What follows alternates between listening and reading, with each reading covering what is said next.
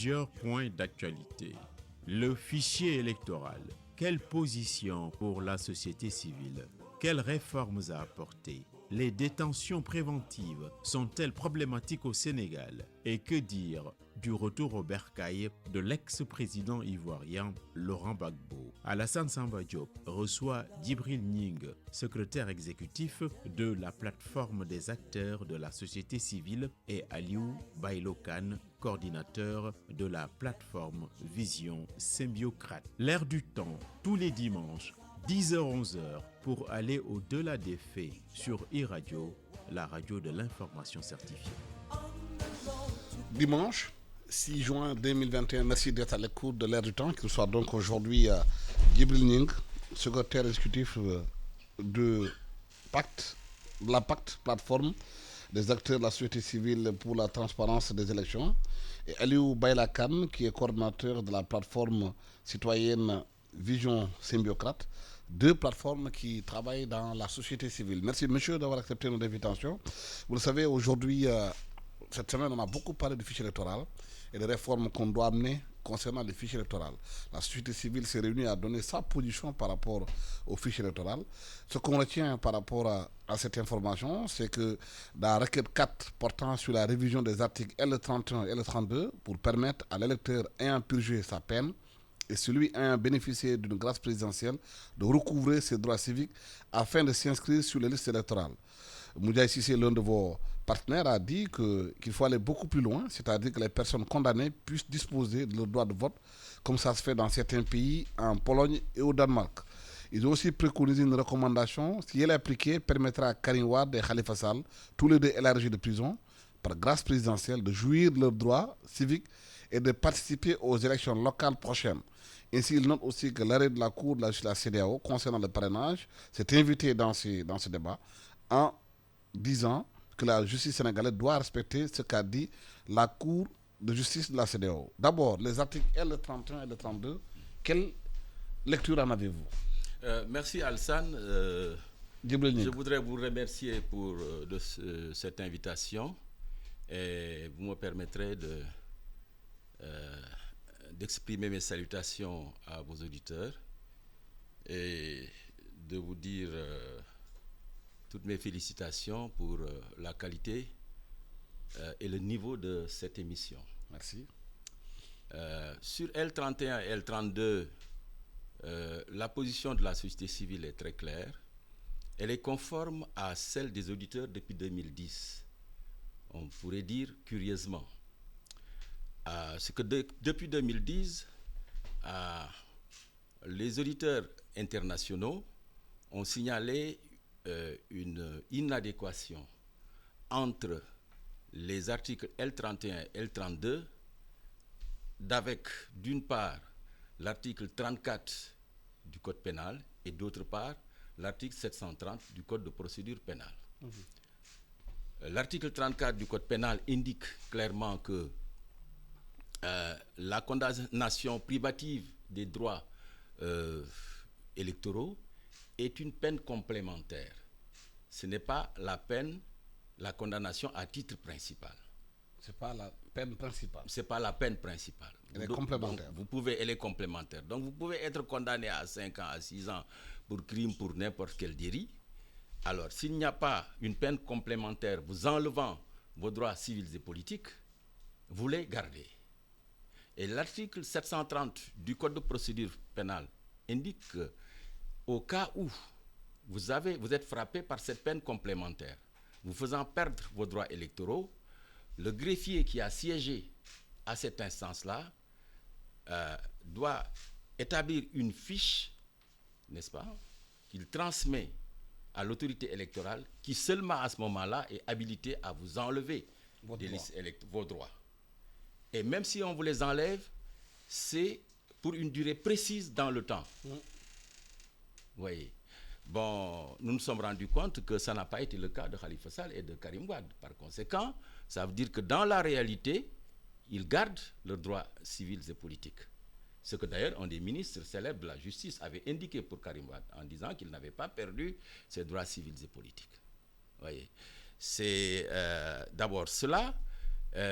Maintenant, il s'y ajoute que Les auditeurs, n'est-ce pas, ont demandé que cela soit élargi à ceux qui ont bénéficié de la grâce.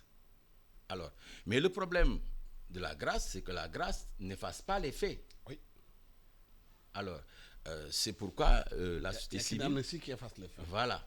C'est pourquoi la société civile, sachant cela, a indiqué qu'il faut que les conditions soient créées pour que ceux qui ont bénéficié de la grâce puissent accéder à leurs droits civils et politiques.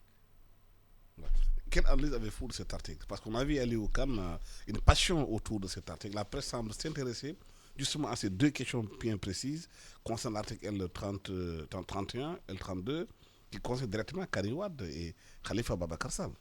Bon, moi je pense que cette affaire-là, c'est une affaire d'abord politique, parce qu'on a vu que l'actualité est revenue largement sur cette question-là. Quand on a condamné Karim Wade, quand on a condamné Khalifa Sall, qu'est-ce que les Sénégalais ont retenu? Moi, en tant qu'acteur de la société civile, en tant qu'observateur qui n'est pas dans le dossier judiciaire, ce que je peux retenir, c'est que les Sénégalais ne sont pas satisfaits du déroulé. Parce que si on prend le cas de Khalifa Sall, parce qu'on peut faire une étude comparative aussi avec le cas de Barthélémy Diaz. Khalifa Sall s'est inscrit sur une liste électorale. Il a été député. Il a tous ses droits. Et pourquoi 2 ans plus tard, Khalifa Sall s'est inscrit? Et quelle est la différence entre élection législative et élection présidentielle? Pourquoi on n'est pas allé au bout? C'est-à-dire que ce sont des questions. Le cas de Karim Wade, aujourd'hui, il n'y a pas un Sénégalais pour te dire quel est le fond du dossier. On a eu une rencontre entre le président Wade et le président Sall, mais personne ne peut dire qu'est-ce qui est sorti de cette discussion-là.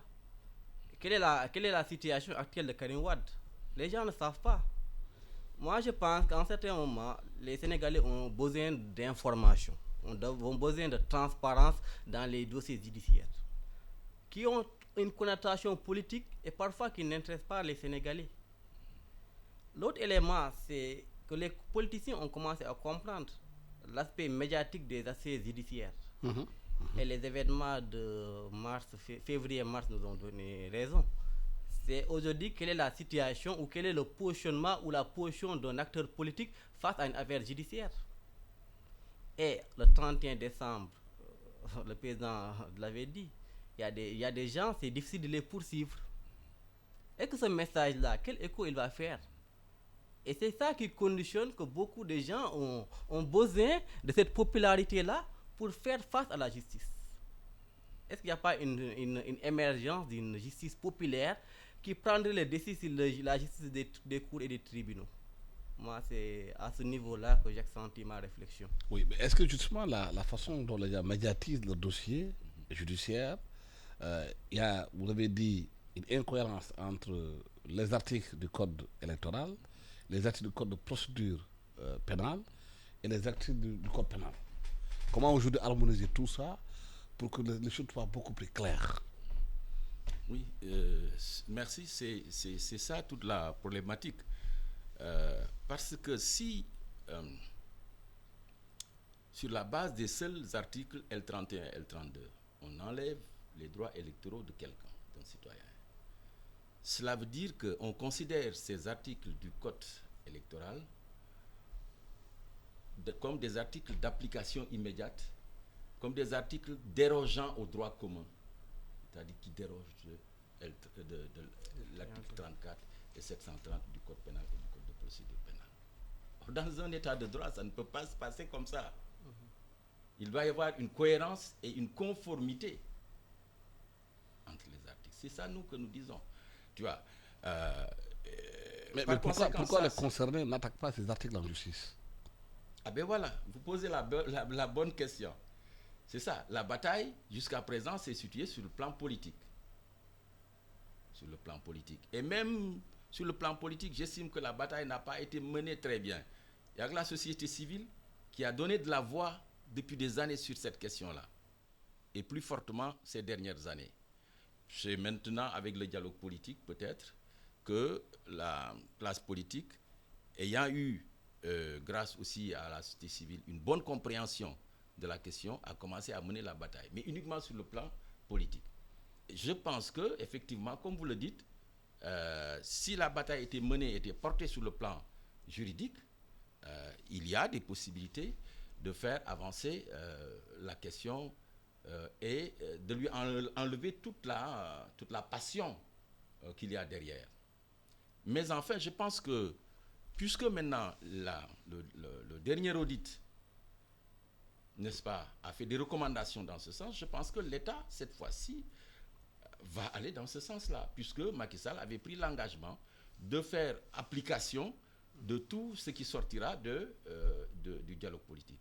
Je pense que les auditeurs ont donné des recommandations dans ce sens, dans le sens d'harmoniser L31, L32 avec le code pénal et le code de procédure pénale, n'est-ce pas? Nous sommes en train, dans le comité de dialogue politique du dialogue national, de faire une revue de ces recommandations. Je pense que j'ai l'espoir qu'il y aura un consensus entre l'opposition, la majorité, les non-alignés sur cette question-là. Pour que, enfin, ça puisse faire l'objet d'application, puisque le président s'est engagé déjà pour appliquer tous les consensus. Oui. Il y a de plus en plus quand même des voix qui s'élèvent pour critiquer la société civile en disant qu'elle ne s'occupe que des questions politiques. Qu'il y a des droits dont ont droit les Sénégalais, mais on ne vous entend pas.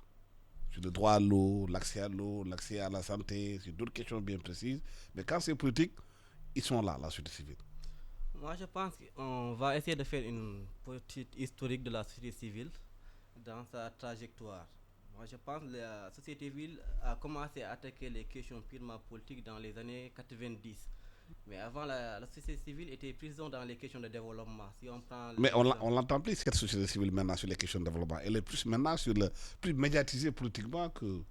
Aussi, c'est des questions de fond, développement à la base. Oui, développement à la base, c'est aussi où vont les fonds aussi. Aussi la société civile aussi, parfois, elle n'a pas le choix. Elle suit les fonds. Maintenant, on n'a pas une société civile endogène qui peut faire des levées de fonds ou qui surtout dépend des programmes aussi. Maintenant, même l'expertise de la société civile sénégalaise, elle n'est pas réellement formée par l'État du Sénégal, autre chose. C'est l'Union européenne ou des instituts comme IASD qui viennent, qui accompagnent, ou comme Oxfam, autre chose. Maintenant, est-ce que la société civile africaine ou la société civile sénégalaise, elle est réellement sénégalaise? Est-ce qu'elle est là pour des questions purement sénégalaises? Maintenant, on peut dire qu'on voit l'émergence d'une nouvelle société civile qui s'attaque à des questions, je dirais, un peu sociétales, comme si les questions de l'homosexualité ou questions de... Est-ce que c'est pas là le gros souci? Ce que vous reprochez au gouvernement par rapport à sa vassalité, entre guillemets, à l'Occident, c'est la même chose que la société civile sénégalaise fait. Si vous dépendez des fonds de l'Union européenne pour fonctionner, donc ils vous indiquent là où ils veulent que vous regardiez. Oui, mais on essaye, ça veut dire qu'à l'intérieur même du système, on essaie d'essayer de bouger des lignes, parce qu'aujourd'hui, on n'a pas parfois le choix. Je ne dirais pas qu'on est obligé, mais on est obligé parfois de faire avec. Parce que vous prenez les associations, qui sont des constituantes de la société civile, ou les partis politiques, je dirais, ou des mouvements associatifs. Est-ce qu'ils reçoivent des fonds? Parce que la question majeure du rôle de la société civile, elle doit être posée. Quel rôle et place la société civile joue dans un pays? Et qui est société civile, qui n'est pas société civile? Et quel est le positionnement de la société civile? Parce que parfois les gens ont tendance que la société civile, soit elle est partisane, soit elle est à côté de l'opposition ou du pouvoir. La société civile n'est pas là pour ça. L'objectif que la société civile doit s'assigner, c'est d'avoir un agenda et un calendrier qui irait au-delà des aspects électoraux. L'autre élément qu'on voulait souligner, c'est surtout la capacité de nos sociétés civiles à reprendre ce qu'elles faisaient avant. Ça veut dire la production scientifique. Parce que là, c'est ça qui est le plus important, la recherche-action. Maintenant, est-ce que la société civile aussi a un maillage territorial? Ça aussi, c'est un problème. Parce que la société civile sont plutôt axées dans des villes. On peut voir des entités comme le Forum civil qui font le terrain ou autre chose, mais on nous reproche beaucoup d'être dans les salons. Est-ce qu'on a un agenda? Est-ce qu'on n'est pas parfois dans la réaction? Est-ce qu'aux États on n'est pas dans le civisme? Maintenant, il faut l'émergence d'un nouvel esprit de la société civile. Maintenant, où se positionner? Si c'est question, par exemple, si le fichier ou autre chose, est-ce qu'on doit suivre ou essayer d'arbitrer ce que l'opposition ou le pouvoir dit, ou comment prendre à partir de ce fichier-là, nous aussi avoir notre propre programme et notre propre démarche, notre propre mission pour dire quels sont les objectifs à atteindre pour que le fichier électoral qui permet quoi à la transparence dans une élection, et l'élection c'est un instrument de la démocratie. Ça veut dire que la société civile doit poser des questions de fond et des questions qui sont aussi toutes sur le temps long. Parce que si on se cale sur l'agenda électoral, on ne fera pas grand-chose. Et malheureusement, la société civile est un peu dans ça. Elle est devenue une servante de l'actualité politique, alors qu'elle doit avoir son agenda, son déroulé, avec des financements autonomes, pas des levées de fonds, comme on voit des daïras ou des communautés religieuses de fonds. Donc il faut qu'on fasse de l'innovation et qu'on sorte un peu de la dépendance. Mais est-ce qu'il faut réformer la façon dont travaille la société civile sénégalaise? Oui, parce qu'on reproche souvent d'être beaucoup plus prompt à défendre l'opposition, à critiquer le pouvoir, à ne pas avoir une sorte d'équidistance entre les deux chapelles. Parce que Madiaye Gaye a fait un papier cette semaine, justement, pour fustiger les positions des gens et des autres qui ne sont pas dans la neutralité. Non, c'est une très bonne question. Je pense que il faut d'abord s'entendre sur qu'est-ce que c'est la définition de la société civile. Il y a à boire à manger. Il y a déjà d'abord une définition large de la société civile dans laquelle se trouve la presse, les syndicats, etc. Même les daïras, comme vous dites, etc. Et là, il y a la société civile organique maintenant, organique.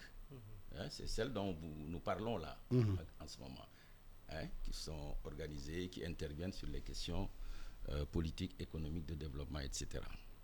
Je pense qu'il faut bien s'entendre à ce niveau-là.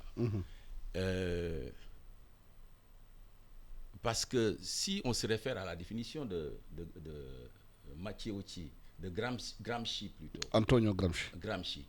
Gramsci, sa définition de la société civile, il distingue l'État, la classe politique, et tout le reste, c'est la société civile. Oui. Vous voyez, donc, c'est cette définition-là, très large, tu vois, de Gramsci.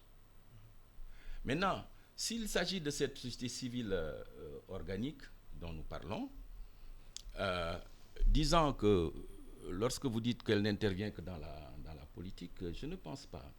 Donc, le plus visible. Oui, voilà, c'est plus Pas visible. de visibilité. Mais ce qu'il y a à ce niveau-là, c'est que la société civile n'est pas organisée comme les partis politiques qui font la même chose. Dans la société civile, chacun a son cœur de métier. Par exemple, si vous prenez Gorée Institut, ils font beaucoup dans la production, justement, scientifique, des connaissances. Ils font beaucoup dans le monitoring, dans les études comparées, etc., etc. Si vous prenez le Forum civil, son cœur de métier, c'est quoi? C'est la lutte contre la corruption. Vous prenez, par exemple, que le Congat, ils sont dans le développement pour l'essentiel. ENDA aussi, etc. Donc, suivant les organisations, chaque organisation a son cœur de métier, mais agit sur les autres questions. Alors, c'est son action, maintenant, sur son cœur de métier, qui est plus apparent. Par exemple, la PACT, moi, que je dirige, qui est dans la transparence des élections, est obligé de travailler sur ça. Et de laisser aux autres travailler. C'est pourquoi nous avons pensé d'ailleurs mettre en place la plateforme des acteurs de la société civile pour la transparence des élections. Il n'y a pas que des organisations qui sont branchées sur les élections. Le Forum civil en fait partie, le réseau civil GIREM en fait partie, ENDA, GRAF en fait partie, la LDH, Ligue sénégalaise des droits de l'homme, la RADO, etc. en font partie, le RADI, qui travaille dans le développement pleinement. Donc dans la plateforme, c'est pourquoi on a cherché une sorte de... d'articulation. Voilà, d'articulation. Est-ce que tu as? Donc, C'est comme ça qu'il faut comprendre. Maintenant, ce que disait tout à l'heure notre ami Baïla est très juste sur le financement et qu'il ne faut pas négliger. La société civile se heurte à des problèmes de moyens considérables parce que dans les pays nordiques, européens du Nord, ils sont financés par l'État, par des mécènes, par des fondations.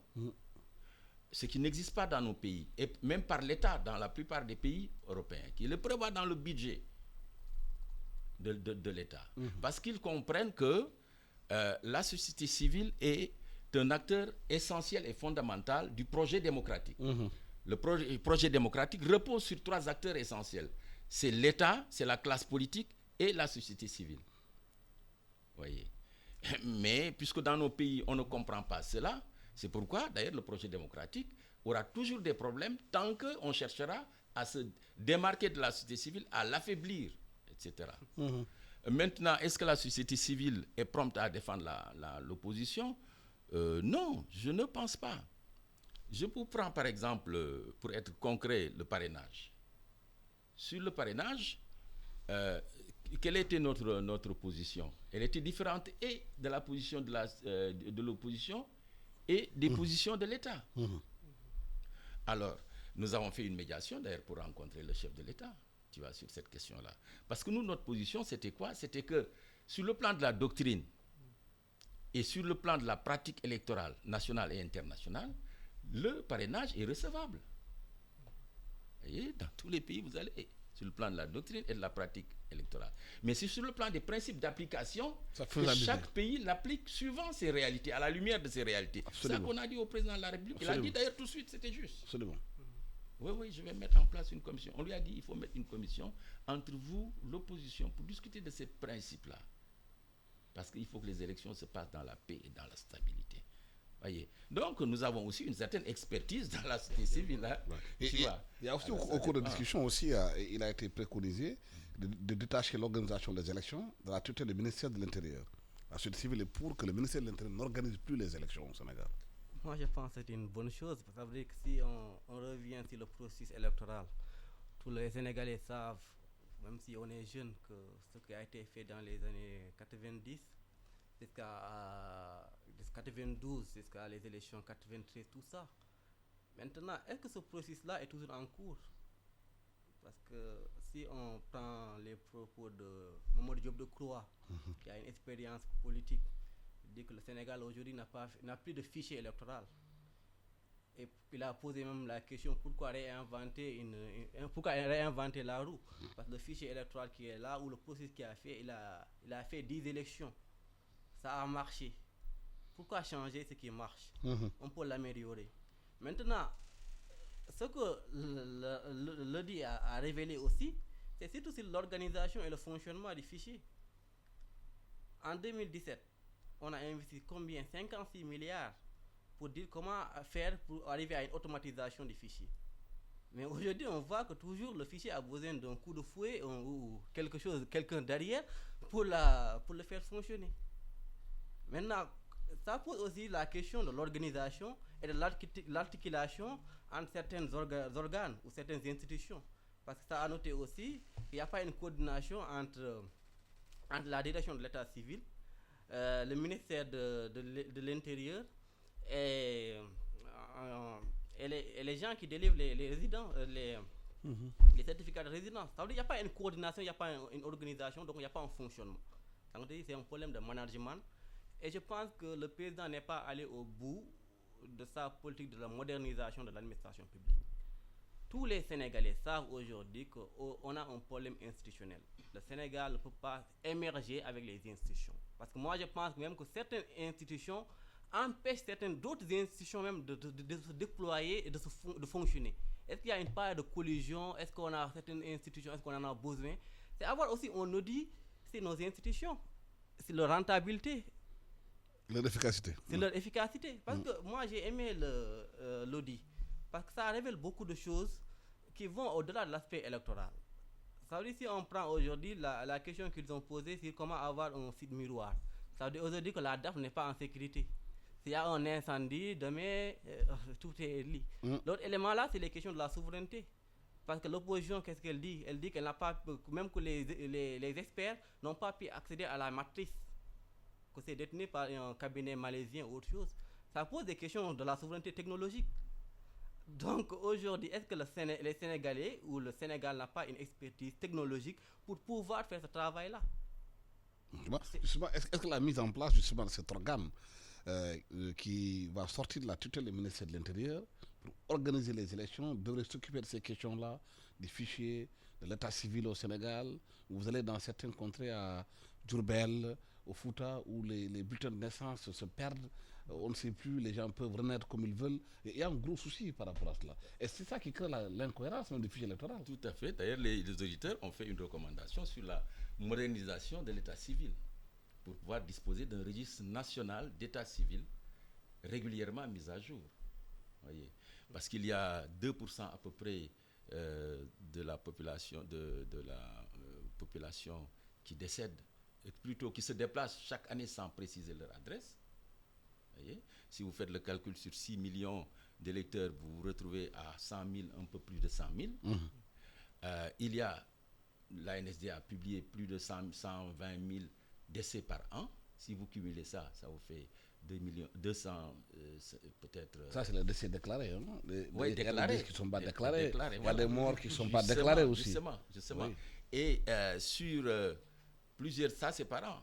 Sur 5 ans, vous vous retrouvez avec combien? 500 000. Sur 10 ans, vous avez peut-être 2 millions. Sur 5 ans, vous avez 1 million pratiquement. Rien que sur 5 ans. Et pourtant, il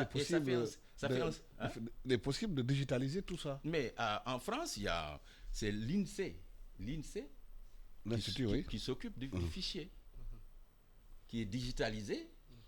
Et lorsque vous atteignez la majorité pour voter, on édite automatiquement votre carte, on vous l'envoie chez vous. Vous ne bougez même pas. Ici, nous voyons les queues longues, là, les commissions d'inscription, etc. Oui, mais Alassane, je veux revenir sur la question essentielle que vous avez posée. Rappelez-moi la question. C'est de l'indépendance de la société civile? Non, sur le fichier.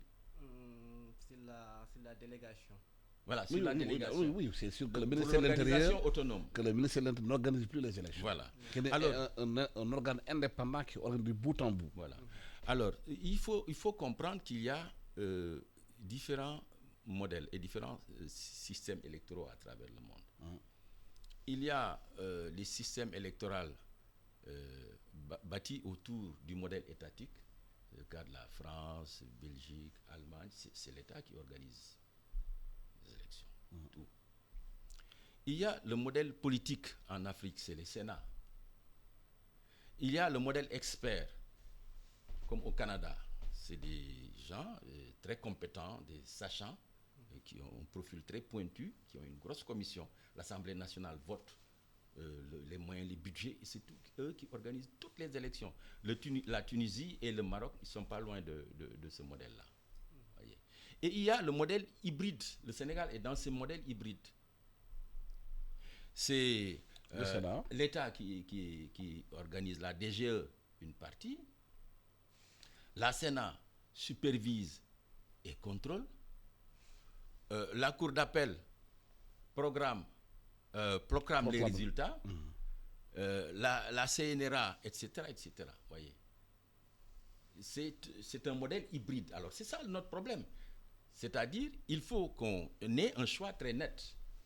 Où on est dans le modèle politique, comme en Afrique, la Sénat, les CENI, où on est dans le modèle étatique, comme ça se fait en Europe, ce que contestent nos positions depuis les années, etc., ou dans le modèle expert. C'est pourquoi nous avons proposé, sur la base de tout cela, cette délégation générale qui aurait une autonomie pour organiser les élections.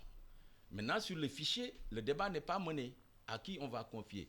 Nous avons dit, ou bien, nous avons dit d'ailleurs dans notre position, ou bien on élargit les compétences de la Sénat pour que la Sénat organise les élections et peut-être même gère le fichier. Voilà, donc la réflexion doit être poursuivie sur le plan technique et scientifique et non pas sur le plan dans une approche politicienne, en fait. En tout cas, nous essayons de sortir de cette approche-là, politicienne, purement politique, qui n'aboutit pas à grand-chose parce que c'est une approche partisane. Absolument. Je rappelle que vous suivez l'Air du Temps, qui reçoit aujourd'hui Djibril Ning. Djibril Ning, c'est le secrétaire exécutif de la PACT, la plateforme des acteurs de la société civile pour la transparence des élections, et Aliou Baïla Khan, qui est coordinateur de la plateforme citoyenne Vision Symbiocrate. Le deuxième point de notre débat, c'est par rapport aux longues détentions préventives. Nous avons vu aujourd'hui ce qui s'est passé avec Boy-Djiné, qui, au-delà du fait qu'il a été pris pour avoir fait des actes délictuels, a posé un débat de fond. C'est le fait que les gens soient mis en prison au Sénégal et qu'ils restent de longues années en prison à être jugés. Qu'est-ce qu'il faut faire justement pour que les peines, que les gens puissent purger leurs peines dans la célérité? Moi, je pense qu'aujourd'hui, il y a de l'avancement sur cette question-là. Il faut aussi saluer aussi des mouvements de la société civile, comme des acteurs comme Fou Malade, ou même des ex-détenus. Parce qu'aujourd'hui, la majorité de l'information, c'est parfois les détenus qui nous le donnent. Ce sont des gens comme Klédor Sène, c'est Hassan Diouf, qui sortent et qui nous disent beaucoup de choses sur le fonctionnement de la justice sénégalaise. Donc on a dit, nul n'est censé ignorer la loi, mais je pense qu'il manque de la vulgarisation et que les gens beaucoup confondent aussi la loi et le droit. Et si on pose au regard sur notre administration pénitentiaire, on dit qu'on a 37 prisons. On a une population carcérale qui va vers 12 000 et avec un taux de 9% d'étrangers. Donc, et la majorité de cette population-là carcérale est constituée de jeunes. Moi, j'aimerais qu'on pose un débat de fond et sur le fonctionnement même de la société sénégalaise. Parce que ce sont nos enfants qui sont en prison et je pense qu'il y a beaucoup de rapports qui ont dénoncé les conditions, je dirais, inhumaines que ces Sénégalais-là vivent là-bas dans ces conditions. Pour avoir une chambre pour trouver 50 à 100 personnes. L'autre élément là, c'est la surpopulation. La prison de Rebus qui devait accueillir 800 personnes et maintenant avec les 2000. Peut-être il y a la construction de la nouvelle prison de Sébikotane. Tout ça ne répond pas à la question. L'autre élément là, si on fait une analyse historique, est-ce qu'avant la période coloniale, nous avions des prisons? Est-ce qu'on ne peut pas aussi ouvrir un débat pour penser réellement comment, dans notre bien de vivre ensemble en société, comment trouver des alternatives aussi à ces sanctions, parce que ce sont nos enfants, et je pense aussi qu'il y a la population carcérale au niveau des mineurs aussi qui augmente. Donc ça révèle aussi des symptômes du fonctionnement de la société. Moi, les préventifs, les détentions préventives, il y a beaucoup de gens, j'ai écouté l'autre jour Ousmane Sy, qui dit que le procureur a trop de pouvoir. Il a même au Sénégal que le procureur parfois même a plus de pouvoir que le juge. Moi je ne suis pas spécialiste de la question, mais comme j'écoute aussi, je dis pourquoi un avocat dit ces propos-là. Ça veut dire quel est le rôle du procureur dans cette affaire-là? Est-ce que les juges aussi font le nécessaire pour être au cœur des dossiers? Ça c'est des questions que les spécialistes du droit doivent nous édifier. Ouais. La détention préventive au Sénégal, certains se plaignent que pour de larcins, que des jeunes restent en prison pendant 5 ans, 6 ans sans être jugés, qui sont pratiquement oubliés dans les geôles, alors que les bandits à col blanc qui pillent le pays avec leurs caisses sont là tranquillement en train de se pavaner dans les rues de Dakar. Oui, tranquillement. Merci Alsan. La question effectivement des prisons, c'est une question qui se pose réellement à notre pays, à notre société, surtout lorsqu'on veut bâtir véritablement un état de droit. C'est vrai, notre population carcérale varie entre 11 et 12 millions. La tendance, c'est d'aller vers 12 000 plutôt. 12 000. Mais le problème, c'est que lorsque vous regardez les ratios au plan international, c'est 114 pour 1000 habitants dans les pays européens. Au Sénégal, dans le rapport économique et social de l'ANSD, le dernier, c'est 28 pour 1000. Ça veut dire que nous sommes loin du ratio international. Donc ça veut dire donc que ce n'est pas ça le problème. Nous n'avons pas en soi une surpopulation carcérale. Mais le problème, on a deux problèmes.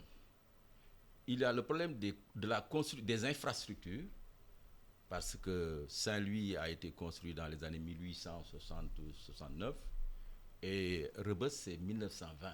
Tout le reste des autres prisons, c'est des locaux récupérés qui ne répondent, dont les normes de construction ne répondent même pas d'éclairage, d'aération, d'espace, etc. ne répondent pas aux conditions, aux bonnes conditions, de bon traitement des détenus.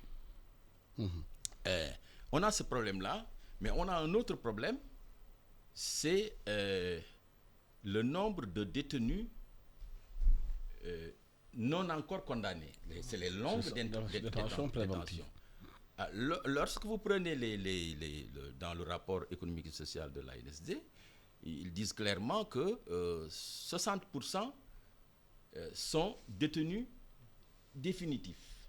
Ça veut dire qu'il y a 40% qui sont des détenus non encore condamnés. Alors que la norme internationale, c'est entre 10 et 20%. Donc là, nous dépassons la norme internationale, nous doublons la norme. C'est là donc, c'est le cœur du problème, c'est ça. C'est la question de fond qu'a posé Boyguiné. Oui. Jugez-moi ou condamnez-moi. Oui, au moins que les gens puissent savoir quel sort leur réserver. En tout cas, on va prendre des gens, on les met en prison, on les laisse là-bas 2 ans, 3 ans, 4 ans sans être jugé. Voilà. En tout cas, on dirait qu'il est un peu savant, qu'il est savant sur cette question-là, parce que c'est ça la réalité, en fait. Donc, il faut à la fois construire des prisons, suffisamment de prisons, et qui répondent aux normes, mais d'autre part, il faut que la tranche de détenus non encore condamnés soit conforme aux normes, ne dépasse pas les 10 ou 20%. Ça, c'est le problème. Mais il y a 2 autres problèmes. Le personnel judiciaire, il y a des efforts importants parce que depuis quelques années, entre 25 et 30 magistrats sortent par année. Je ne sais pas si entre 2018, 19, 2020, est-ce que ça a été le cas. Mais avant, il y avait cet effort-là. Mais il y a l'autre problème, c'est... ça me passe. Le suivi des dossiers. C'est le suivi des dossiers. Oui, le personnel a rapport avec le suivi des dossiers. Non, justement, l'autre problème, c'est qu'en matière correctionnelle, c'est la durée de l'instruction, c'est 6 mois renouvelable, je crois, une fois. Oui, normalement. Et vous sortez du temps de Mme Major Boy, elle avait fait une circulaire pour dire au personnel pénitentiaire que lorsque les 6 mois sont dépassés, il faut libérer les gens, sinon vous êtes dans le coup, vous tombez sous le coup d'une illégalité, de l'illégalité. Mais en matière criminelle, il n'y a pas, ça dépasse les 6 mois. Alors dans la dernière réforme du code pénal et du code de procédure pénale, les gens ont proposé de ramener ça à 3 ans. À 3 ans, la durée maximum de l'instruction. Bon, vous savez, pour protéger la société aussi, il y a certains crimes qui nécessitent des commissions rogatoires, des déplacements, etc. Ça peut durer, surtout quand le personnel n'est pas nombreux. Voyez. Mais je pense que malgré tout, en France, il semble qu'ils ont ramené la durée de l'instruction en matière criminelle à 2 ans, pour se rapprocher toujours des normes de liberté, des normes démocratiques. Puisque nous nous réclamons comme tels, nous devrions aller dans ce sens-là. Parce que si nous limitons les choses à 2 ans, la durée, ça va nous obliger à multiplier et le personnel et les prisons. Maintenant, qu'est-ce qu'il faut mettre en place pour éviter ces longues détentions préventives qui ont un impact sur les prisonniers, différentes psychologiques, la façon aussi même familiale, sociétale et tout ce qui va avec. D'autant plus qu'au Sénégal, il y a peu de chances de réinsertion. Moi, je pense qu'il faut décentraliser. Parce qu'il faut décentraliser la justice.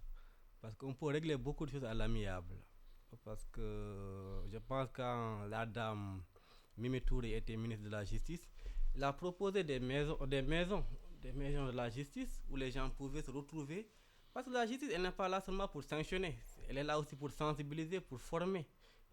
parce que moi je dis que dans nos villages, le chef de village il jouait ce rôle-là presque. Moi j'ai vu beaucoup de situations qui pouvaient aller finir dans des procès, mais qui ont été réglés à l'amiable. Maintenant, les maisons de justice, c'est Il y en a déjà, hein? Ouais, Ça a commencé. mais aussi ces maisons-là aussi ne doivent pas aussi Dans les quartiers. doivent pas aussi être des coquilles vides. S'ils ont les moyens, ouais. Ouais, les moyens, je pense qu'on a des jeunes diplômés qui sont là, qui recrutent ces jeunes-là, qui informent les gens. Ça peut participer à la lutte contre le chômage, hein, l'emploi des jeunes dont on parle, les maisons de justice qui peuvent équiper, donner aux jeunes qui jouent des médiateurs, peut-être dans les quartiers pour éviter la prison, à certains jeunes peut-être qui ont commis un délit, qui ne doivent pas les amener en prison directement. Tout à fait. Ouais, non, c'est une bonne, excellente initiative, mais qui n'est pas allée jusqu'au bout. La trouvaille de Wade était bonne, mais comme vous dites, il faut un contenu à ces maisons de justice.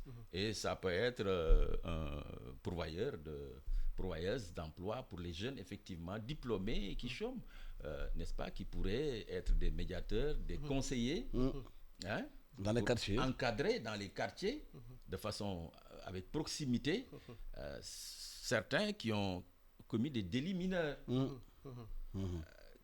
Alors qu'on les laisse grandir, et c'est ça qui débouche sur certains délits majeurs et qui engorgent nos prisons. Donc, on peut faire la prévention en amont avec ces maisons de justice, à condition qu'on réfléchisse sur le contenu et qu'on utilise les ressources dont on dispose et qui sont là. Ouais. Dernier point de débat, c'est Laurent Gbagbo, l'ancien président ivoirien, revient le 17 juin en Côte d'Ivoire. C'est déjà l'effervescence dans ce pays-là. Il y a une sorte de tension en l'air aujourd'hui par rapport à ce retour. Est-ce que ça a des implications dans la façon aujourd'hui de gérer le pouvoir en Côte d'Ivoire et quelles conséquences ça peut avoir?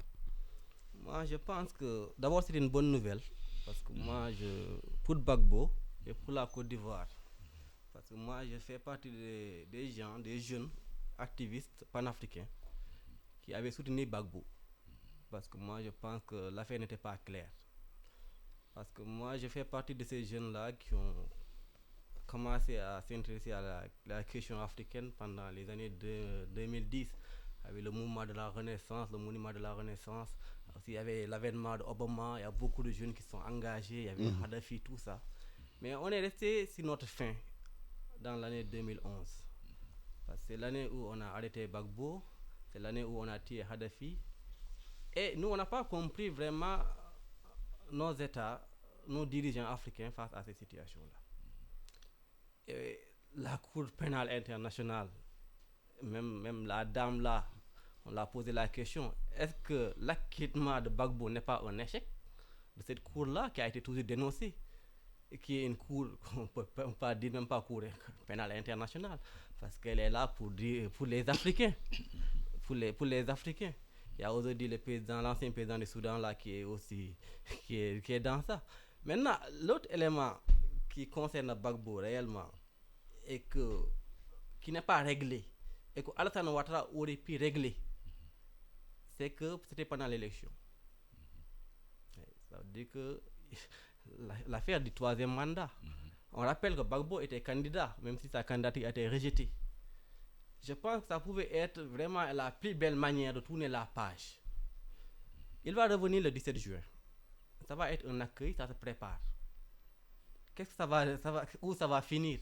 On ne sait pas. Mais on sait que la crise ivoirienne, elle n'est pas derrière nous. Elle n'est pas derrière nous parce que même si Gbagbo aujourd'hui, il a 66 ans, ça veut dire que c'est quelqu'un qui est apprécié, c'est quelqu'un qui a un discours. Maintenant, est-ce qu'il va aller à la magistrature suprême? Moi, je ne le conseillerais pas. Je pense qu'il faut laisser la place à la nouvelle génération, ce qu'Alassane Ouattara n'a pas réussi à faire. Moi, je le vois dans une autre position. Ça veut dire que c'est un panafricain, quelqu'un qui a des idées qui peuvent intéresser des jeunes comme moi. Donc, qu'il sillonne l'Afrique, qu'il instaure quelque chose, un débat d'apaisement, de dialogue citoyen entre les jeunes, entre les intergénérations, et qu'il soit au cœur d'un projet africain. Parce que je pense que Gbagbo, ce n'est pas seulement la Côte d'Ivoire, mais que l'Afrique tout entière, le monde peut en bénéficier parce qu'il a des idées. Oui. La CPI récemment a quand même ouvert des dossiers en Palestine, des dossiers en Afghanistan. D'ailleurs, je pense que ce qui a valu à Fatou Bensouda une interdiction de séjour aux États-Unis par Donald Trump, qui a été levée par Biden, qui vient d'arriver. Par rapport à Laurent Gbagbo aujourd'hui, il rentre en Côte d'Ivoire le 17 juin. Le contentieux Ça n'a pas été vidé, même s'il il a été acquitté totalement. Il y a un dossier en interne, la casse de Korogo, il a été condamné pour ça. C'est un dossier qui est très politique. Tout à fait. Comment la Côte d'Ivoire va gérer cette situation-là? Parce qu'on est dans l'espace du Mans aussi. Tout à fait. Je pense qu'il y a ça cette condamnation en interne qui plane sur Gbagbo comme une épée de Damoclès. En réalité, ce qui est en train de se passer, c'est qu'il y a des négociations, des tractations souterraines entre le pouvoir et Gbagbo. Bon, depuis que son acquittement a été prononcé au mois de janvier, je crois. Oui, en janvier. Janvier, Bakayoko, qui est décédé, paix à son âme, qui était le Premier ministre et qui était un homme de confiance de Ouattara, Ahmad Bakayoko. Voilà, était mis sur le dossier et il était en contact avec les membres du FPI pour discuter des conditions du retour. Alors, Ouattara n'a dit que deux seules choses. La première chose qu'il a dite, c'était que Gbagbo et l'autre, le jeune des patriotes là, Charles Blé Goudé, étaient libres de rentrer dans leur pays. Et que la deuxième chose qu'il a dite, c'est que pour Gbagbo, les frais de transport, il a remis les passeports d'abord, il lui a remis les passeports. La logistique sera gérée par l'État ivoirien. Voilà, que la logistique sera gérée par l'État ivoirien. Mais il n'a pas pipé mot de la condamnation de 20 ans et de l'amende de 320 milliards qui plane sur Gbagbo. Donc je pense que les discussions, les tractations, en fait, c'est ça qui permettra de dénouer, n'est-ce pas, cette situation. Parce que de l'autre côté également, les gens de Gbagbo veulent lui réserver un accueil populaire qui peut déborder et qui peut avoir un impact sur le pouvoir et son avenir. Le pouvoir aussi n'aimerait pas qu'il y ait ça, tu vois. Et il y a les problèmes aussi de sécurité strictement de Gbagbo parce qu'il y a le collectif des victimes, voyez. Alors, qui ne comprend pas l'acquittement de Gbagbo. qu'en matière l'acquittement de Gbagbo, parce qu'il pense que dès l'instant que le pouvoir avait indexé Gbagbo, que c'était Gbagbo qui était responsable, qu'il y a quelqu'un qui est responsable des morts. Or, en matière de guerre civile, vous ne pouvez pas. Il est difficile. C'est peut-être certains tribunaux internationaux qu'on a installés, qui ont essayé de détecter certains. Quand il y a eu le tribunal de Nuremberg, l'autre tribunal international, je crois c'était d'Arusha ou autre, etc. Peut-être où le génocide en Arménie, au Rwanda. Au Rwanda, oui. Voilà, etc. qui ont été. Mais je pense que ici, il faudrait peut-être aller dans le sens du modèle sud-africain, qu'on n'a pas beaucoup utilisé, de Mandela. La commission nationale de réconciliation, vérité, justice, réconciliation. Je pense que c'est ça qui va permettre à la Côte d'Ivoire de ne pas rebasculer dans la guerre civile. Parce que déjà, l'élection de 2010-2011, il y a eu 80 morts avant que l'opposition ne boycotte l'élection. Alors aujourd'hui, je pense que l'alliance entre Gbagbo et Bédié, ça a permis d'avoir 80 ou 87, presque 90, près de 90 députés à l'Assemblée nationale. Je pense que ça met l'opposition en bonne posture. Mais, comme vous dites, Gbagbo pourrait jouer un rôle majeur, non seulement pour permettre à son camp d'accéder au pouvoir, n'est-ce pas, de reprendre le pouvoir, mais de pacifier et de réconcilier les Ivoiriens. Ouais. Et au-delà des Ivoiriens même, essayer de dupliquer l'expérience ivoirienne dans la sous-région ou dans la région africaine. Ouais. Ce qui serait une excellente chose. Ouais. Mais je pense, pour terminer, Alassane, que l'UA l'Union africaine et la CEDEAO ne devraient pas être des spectateurs jusqu'à ce qu'il y ait une étincelle qui éclate. Ils doivent anticiper. Ils doivent anticiper. Mais justement, vous parlez de l'Union africaine et de l'UA. Jusqu'à preuve contraire, jusqu'à le moment où je vous parle, on n'a pas encore vu de communiqué. Je saurais terminer ce débat sans parler de ce qui s'est passé au Burkina Faso, avec plus de 138 morts, tout un village massacré hier. Mais on a peu entendu les opinions africaines sur cette question. Pourquoi? Moi, je pense que l'Afrique de l'Ouest est dans un tournant. L'actualité récente nous montre que nous avons des États fragiles. Ce qui s'est passé au Mali, ce qui est en train de passer au Tchad, c'est les transitions de pouvoir. Ce n'est pas encore réglé. Donc nous, en tant que Sénégalais, appartenant à cette zone-là, ça nous interpelle.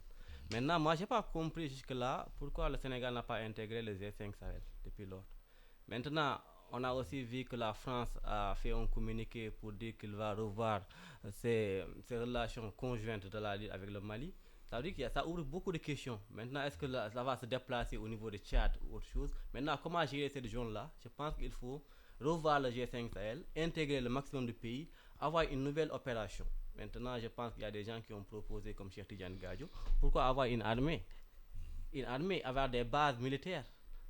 Quelle est la réponse de l'Afrique dans cette lutte contre le terrorisme-là? Est-ce qu'on est là seulement pour recevoir des fonds et de les gérer? Et je sais comment ces fonds-là sont détournés sur des projets de coopération de développement au Mali. Maintenant, ce qui s'est passé au Burkina, c'est qu'il n'y a pas encore vraiment une réponse de l'État burkinabé. Et ce qui s'est passé au Mali risque d'arriver au Burkina. C'est la démission de l'État. Ouais. Très rapidement, ce qui s'est passé au Burkina. Non, je pense que 138 morts, carnage, massacre. Je pense qu'on est avec un silence total de l'établissement africain. Je pense qu'on est rattrapé par l'histoire. Cheikh Anta Diop déjà posé la problématique de l'armée fédérale africaine. C'est ce que Gadio, qui est un panafricaniste, ressasse en fait. Je pense que tant qu'on ne le fera pas, on sera sous la dépendance des armées étrangères, etc., qui ne feront pas le boulot, qui vont plutôt avoir l'œil sur nos richesses.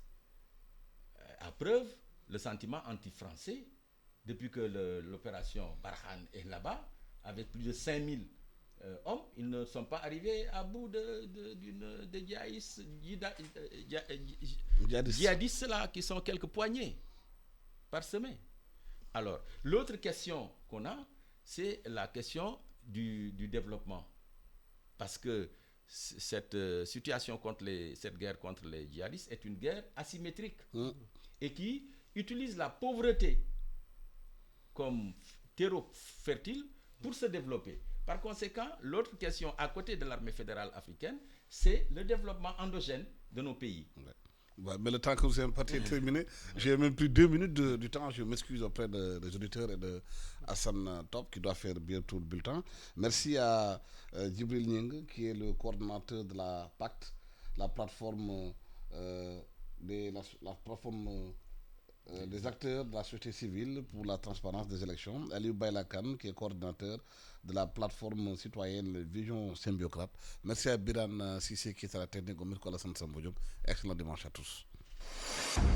Vous nous écoutez sur le net sur emedia.sn. iRadio xibaar yu wér ak fu ngeen mënti nekk.